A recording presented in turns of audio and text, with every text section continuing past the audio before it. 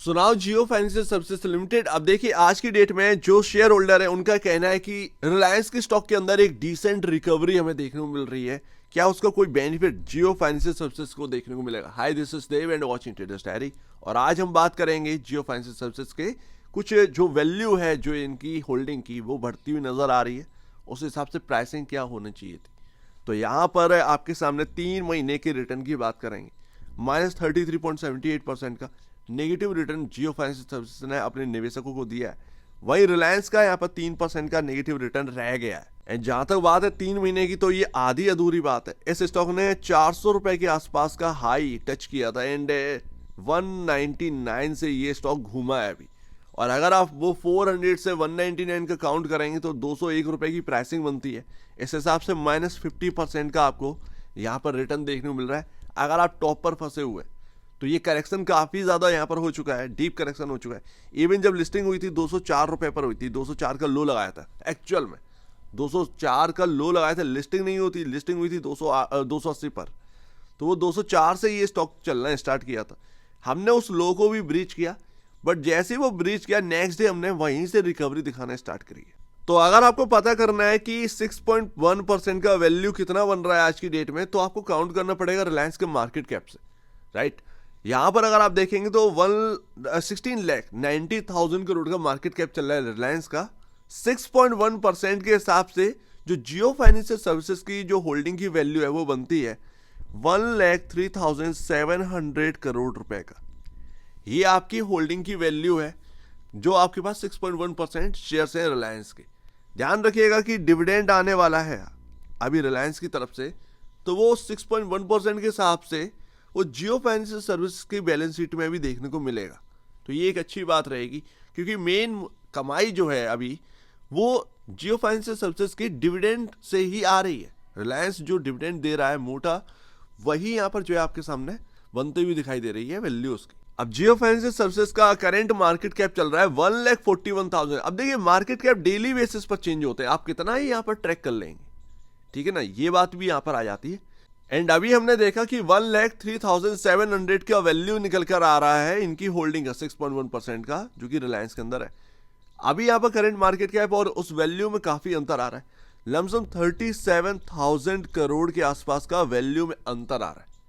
अगर मैं एक काउंट करूं कि शेयर प्राइस 1,03,700 के हिसाब से कितना होना चाहिए जियो फाइनेंशियल सर्विसेज का, तो मैं नंबर ऑफ शेयर्स को डिवाइड कर दूंगा। मेरे सामने जो निकल कर आएगा वो 163 रुपए का प्राइसिंग आ रहा है, ठीक है ना। 163 रुपए का जो वैल्यू 1,03,700 के हिसाब से जो होना चाहिए वो 163 रुपए होना चाहिए। स्टॉक अभी यहाँ पर आपके सामने 200-210 के ऊपर काम कर रहा है। क्या ये गलत है? क्योंकि आपका यहाँ पर जो है ना 163 के अगेंस्ट 210 के ऊपर काम करना कितना सही है, उसके ऊपर हम आएंगे। बट पहले बात कर लेते हैं कि क्या कामकाज स्टार्ट हो गया है जियो फाइनेंशियल सर्विसेज के अंदर, जो कि एक लंबे टाइम से वेट कर रहे हैं। ब्लैक रॉक एंड वगैरह वगैरह की स्टोरी तो हमने देख ली, सुन ली, बट वो स्टोरी अब बहुत ज़्यादा वर्क नहीं करेगी, क्योंकि एक स्टोरी जब चलती है तो एक टाइम तक चलती है, उसके बाद वो एक स्टोरी पर बिलीव करना आसान नहीं रहता है निवेशकों का। हालांकि यहाँ पर आप जो एनबीएफसीज वाला वर्क देख रहे थे, जैसे कि लोन बांटने का काम, वो कहीं ना कहीं थोड़ा बहुत स्टार्ट हो चुका है, जो कि सुनने में आ रहा है, ठीक है, ये ध्यान रखिएगा। थोड़ा बहुत यहाँ पर स्टार्ट हो चुका है। शायद जो गोल्ड इन्वेस्ट करने का जो है काम, वो भी शायद यहाँ पर स्टार्ट हो चुका है जहाँ तक है। तो ये बात पूरी समझ में आ रही है, कहीं ना कहीं कुछ ना कुछ वर्क जो है वो स्टार्ट हो चुके हैं। बट जो म्यूचुअल फंड का काम है आपका, या ब्रोकरेज वाला काम है, जिससे एक पता चल रहा था कि ब्रोकरेज इंडस्ट्री में तबाही आ जाएगी, उन सब के ऊपर क्या हो रहा है ये अभी तक यहाँ पर निकल कर नहीं आया। तो यहाँ पर जो मेन वर्क्स हैं वो अभी तक पूरी तरीके से स्टार्ट होते हुए नहीं दिखे हैं। यानी कि जो डिपेंडेंसी है वो आपका सिर्फ और सिर्फ अभी रिलायंस की होल्डिंग के बेस पर बनी हुई है। जब ये डिपेंडेंसी यहाँ पर वर्क से आएगी तो ज़्यादा बेहतर रहेगी। तो वो होल्डिंग की वैल्यू तो है ही, प्लस यहाँ पर जो आप अपना जो कोर बिजनेसेस से यहाँ पर कमाएंगे, जो आपने स्टार्ट करे हैं, उनसे जो वैल्यू बनेगी वो एक अलग बनेगी। तभी ये स्टॉक ज़्यादा यहाँ पर प्रेफर करा जाएगा आज के कंपैरिजन। तो अभी समय है, म्यूचुअल फंड का डेटा भी आ चुका है इस स्टॉक का, एंड यहाँ पर जो समझ में आ रहा है सबने यहाँ पर बाई किया। देखिए यहाँ पर आप देखेंगे सबसे बड़ा पैसा जो है क्वांट स्मॉल कैप फंड का है। हालांकि मैं जहाँ तक है मैंने 2024 में जितना मैंने देखा है ये मोमेंटम को चेज करते हैं एंड उसके बाद अगर एक ठीक ठाक प्रॉफिट मिल गया तो ये सब कुछ बेच मारते हैं। जैसा कि मैंने कई बार देखा है PSUs के अंदर ये देखने को मिले हैं, ये भी आए प्रॉफिट बनाया निकल गए, पूरा का पूरा यहाँ पर जो है ना शेयर्स ही बेच दी। तो क्वांट थोड़ा सा यहाँ पर जो है ना एक अलग ही यहाँ पर फंड है जो कि यहाँ पर हाई रिस्क हाई रिटर्न पर बिलीव करता है मेरे ख्याल से जहाँ तक है। बट मैं ये नहीं कह रहा हूँ कोई ख़राब है, ठीक है ना, लेकिन हाँ मैंने PSUs के अंदर देखा है ये आए कुछ महीने रहे एंड पूरा हटा दिया। तो वो यहाँ पर क्वांट की तरफ से हुए भी और वही सबसे ज़्यादा यहाँ पर निवेशित भी है। लेकिन जो भी है वो सभी ने यहाँ पर SBI निपॉन, हालांकि क्वांट ने ज़्यादा नहीं बढ़ाए, क्वांट ने भी यहाँ पर मल्टी एसेट फंड में थोड़ा सा बढ़ा रखा है। तो यहाँ पर अच्छी बात है, पॉजिटिव ही है, म्यूचुअल फंड वाले यहाँ पर जो है अपनी होल्डिंग बढ़ा रहे हैं। एंड लास्ट, तो अभी आपके सवाल पूरे नहीं हुए होंगे। यहाँ पर आप सोच रहे होंगे क्या मेरे को बाई करना चाहिए या मैं अभी बाई कर चुका हूँ कितना ठीक है। तो बॉस मैं आपको बताऊंगा, बट यहाँ पर जो आपको लॉसेस हो रहे हैं ये एक हाइप की वजह से। यस, मैं इंटरनेट में काम ही कर रहा हूँ भाई, मैंने हाइप लोगों की बनती देखी है, किस तरीके से हाइप लोगों ने बना रखी थी।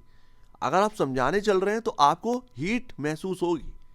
हीट का मतलब लोग आपके अगेंस्ट आ जाएंगे समझाने के लिए कि भाई क्या कह रहे हो ये, लेकिन उनको ये समझ में नहीं आ रहा कि 6.1% की जो वैल्यू निकल रही है आपके होल्डिंग की, उससे आपका स्टॉक कितना दूर चल रहा है, ठीक है। तो वो हीट आप कह दीजिए कुछ भी कह दीजिए, वो फालतू की चीज़ें हैं। समझने वाली बात ये थी कि काफ़ी बड़ा एक अंतर आ गया था जो आपका एक वैल्यू है होल्डिंग की और जो आपका मार्केट कैप चल रहा था 400 रुपये पर। तो 400 रुपये तो यहाँ पर मतलब ही नहीं था। अभी आपका जो यहाँ पर ना 199 का जो हिट किया है, मेरा कहना ये है कि 163 रुपये करेंट मार्केट कैप के रिलायंस के हिसाब से 163 रुपये आपका वैल्यू बन रही है। अब यहाँ पर कोई बहुत बड़ा डिफरेंस तो नहीं रह गया। अगर आप बाई कर चुके हैं तो लंबा नजरिया देखिए ना, ठीक है, लंबा नजरिया उस हिसाब से रखिए। 163 199 डिफरेंस थोड़ी है। अगर आपने 205 207 210 पर बाई कर रखा है कोई डिफरेंस नहीं है, लेकिन टाइम लगेगा क्योंकि अभी ना देखिए बात करते करते करते करते 1 साल गुजर गई है इस कंपनी से। आप देखेंगे कि कब लिस्टिंग हुई थी, 2023 सितंबर की तरफ हुई थी, ठीक है। तब से लेकर अब तक कितने काम स्टार्ट हो गए। तो वो हाइप बहुत बड़ी बनी हुई थी कि अभी सब कुछ हो जाएगा, जबकि नहीं होना। तो 2 साल से पहले तो होनी नहीं था भाई, काम स्टार्ट कर रहे हैं आप, ठीक है। तो वो यहाँ पर है। तो यहाँ पर कहीं ना कहीं जिसने भी बाई कर लिया है, भले ही अभी 223 रुपये का चल रहा है, लेकिन 163 और आपका कोई बहुत बड़ा दूरी नहीं है। तो अगर आप बाई कर चुके हैं तो वो अच्छा बाई किया, अपॉर्चुनिटी आपको मिल गई, आप ढूंढने। यही चीज़ अगर आप 400 रुपये पर बाई कर रहे होते या 300 रुपये पर बाई कर रहे होते तो यहाँ पर आपको थोड़ा सा टेंशन लेने वाली बात थी। बट इस जगह पर कहाँ है, 163 करेंट वैल्यू के हिसाब से दिख रहा है ना आपका, तो वो ठीक है। अब 30 35 40 रुपये तो आपको प्रीमियम चुकाना पड़ेगा किसी स्टॉक के अंदर, ये तो बात है। आप सोच रहे होंगे कि 163 ही तो नहीं आ जाएगा भाई, अपने खुद के भी तो टेक्निकल हैं जियो के, इस स्टॉक के अपने खुद के टेक्निकल भी तो हैं, तो उस पर भी तो देखिए, ठीक है ना। तो जो आप बाई कर रहे हैं इस वक्त वो शायद आपका अपॉर्चुनिटी बहुत बड़ी क्रिएट कर रहा है, बट जो यहाँ पर कर चुका है वो थोड़ा लॉसेस से यहाँ पर देख रहा है। एंड राइट प्राइस मिले तो अगर आप एवरेज का भी सोच रहे हैं, अगर जो ऊपरी ओर ले रखे हैं तो गलत नहीं सोच रहे, अगर आप एवरेज भी कर लेंगे तो भी ठीक है। बट अभी यहाँ पर मार्केट काफ़ी वॉलेटिलिटी है, तो अभी कुछ कहा नहीं जा सकता। बॉटम चिल्ला तो रहे हैं, एक रेड कैंडल बनी बॉटम का धाराशाही हो जाएगी समझ रहे हैं ना बात। तो अभी कुछ पता नहीं है, ध्यान से काम करिए। बाकी यहाँ पर मुझे यही समझ में आ रहा है जो आपका मूविंग एवरेज है वो आपका 250 पर है। 200 इस मूविंग एवरेज को क्रॉस करना ज़रूरी है, ये 250 के अराउंड है। डेली बेसिस पर ये थोड़ा सा नीचे आता चला जाएगा। 250 है तो फिर यहाँ पर 249.70 214, नेक्स्ट डे उसके देखेंगे तो 249 देखने को मिलेगा, फिर उसके नेक्स्ट डे देखेंगे तो 248.30 या 248.50 देखने को मिलेगा। तो ये मूविंग एवरेज धीरे धीरे करके नीचे आता जाएगा, इसको क्रॉस करना ज़रूरी है। तो ट्रैक करिएगा इसको, ठीक है, जो यहाँ पर चेस करते हैं ना, चेस का मतलब शॉर्ट टर्म वाले, वो ट्रैक करिएगा। इसके ऊपर निकले तो ही एनर्जी आएगी, उससे पहले आप कुछ तय नहीं कर सकते, ये ध्यान रखिएगा। एंड एक रेंज मेरे को समझ में आती है 230 से 240 रुपए की, ये रेंज पर भी ध्यान दीजिएगा क्या होता है इस रेंज में जाने के बाद। सो उम्मीद है काफी कुछ आपको समझ में आया होगा। एक बार निवेश से पहले या बेचने से पहले अपने ब्रोकर एडवाइस से जरूर सलाह लीजिए, खुद की स्टडी करेगा, उससे बेहतर कुछ भी नहीं, खुद की स्टडी मस्ट है। तो आप दीजिए मुझे वीडियो देखेंगे, बहुत धन्यवाद दोस्तों।